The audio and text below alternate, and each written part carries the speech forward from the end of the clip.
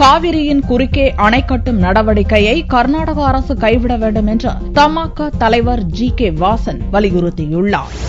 தஞ்சை ரயில் நிலையம் சாலையில் திங்களன்று தமாக சார்பில் கண்டன ஆர்ப்பாட்டம் நடந்தது. ஆர்ப்பாட்டத்திற்கு பின்னர் செய்தியாளர்களிடம் பேசிய தமாக தலைவர் ஜி.கே. வாசன், காவிரியிலிருந்து தமிழகத்திற்கு வரவேண்டிய தண்ணீரை பெற்றுத்தர மத்திய அரசு நடவடிக்கை எடுக்க வேண்டும் என்றும், காவிரியின் குறுக்கே கர்நாடக அரசு அணை கட்டுவதை கைவிட வேண்டும் என்றும் கோரிக்கை விடுத்தார்.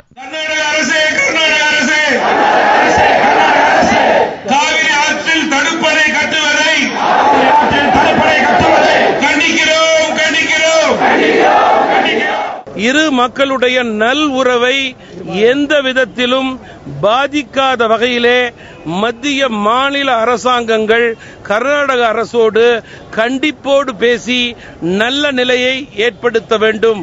அதையே நாங்கள் உறுதியாக வலியுறுத்துகிறோம். இந்த ஆர்ப்பாட்டத்தில் வாசனின் ஆதரவாளர்கள் ஆயிரக்கணக்கில் திரண்டதால் அப்பகுதியில் பல மணி நேரம் போக்குவரத்து பாதிக்கப்பட்டது.